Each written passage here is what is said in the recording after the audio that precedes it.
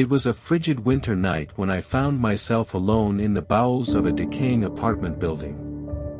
My name is David, a maintenance worker responsible for keeping the aging elevator operational. This elevator was a relic from a bygone era, its tarnished brass panel gleaming dimly in the cold, fluorescent light of the basement. It had seen better days, just like the dilapidated building that housed it. But tonight, something far more sinister than rust and old age awaited me. As I tinkered with the ancient machinery, the building seemed to moan in agony, settling under the weight of time.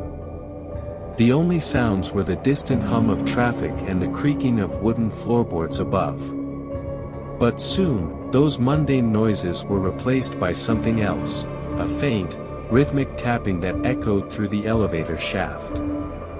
I dismissed it at first, attributing it to the strange acoustics of the building. But the tapping grew louder and more insistent. It was as if someone or something was trying to communicate with me from within the walls of the shaft. Panic gnawed at my insides, but I couldn't leave without fixing the elevator. I needed to get it working again before the tenants complained. Hours passed, and the tapping persisted, becoming an eerie backdrop to my efforts. My flashlight flickered, casting eerie shadows that danced along the graffiti-covered walls. The elevator, my nemesis for the night, refused to cooperate. I felt like a prisoner in this metal box. And then, as if on cue, the elevator shuddered and plunged into darkness.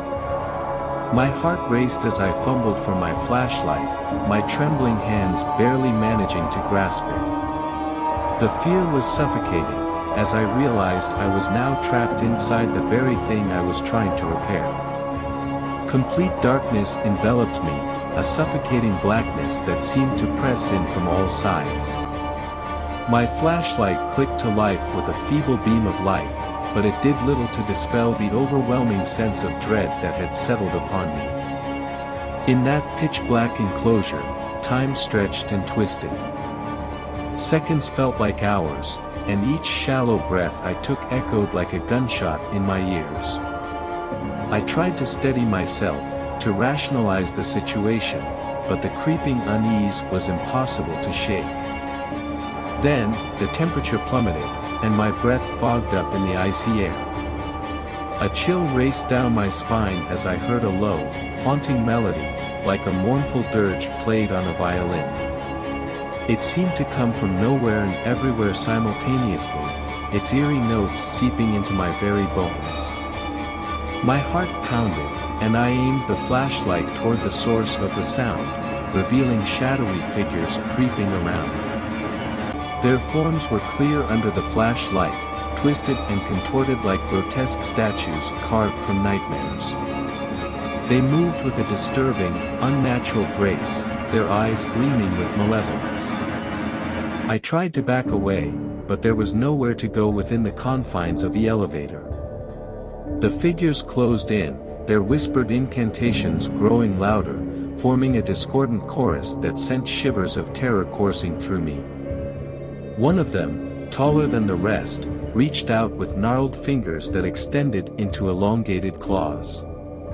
It touched my shoulder, and a searing pain shot through me, as if my very soul was being clawed at. I gasped, overwhelmed by an unimaginable agony that threatened to consume me. I could feel my sanity slipping away, the boundaries between reality and nightmare blurring. Desperation clawed at me as I realized I was trapped not only in the elevator but also in the clutches of something ancient and malevolent. The haunting melody reached a crescendo, a cacophonous symphony of despair, and I knew that I couldn't endure this nightmare any longer. With the last vestiges of my willpower, I screamed, a guttural cry that pierced the oppressive darkness. And then, as if in response to my cry, the elevator jolted, the lights flickered, and the haunting figures retreated, their grotesque forms dissolving into the shadows. The elevator, once again, began to ascend, its gears grinding and groaning. Finally, with a bone-jarring thud, the elevator came to a halt. The doors creaked open, revealing the basement of Willow House, bathed in the feeble glow of the moonlight. I stumbled out, my legs weak and trembling. The night air was a welcome relief, and I found myself gasping for breath, my body drenched in sweat.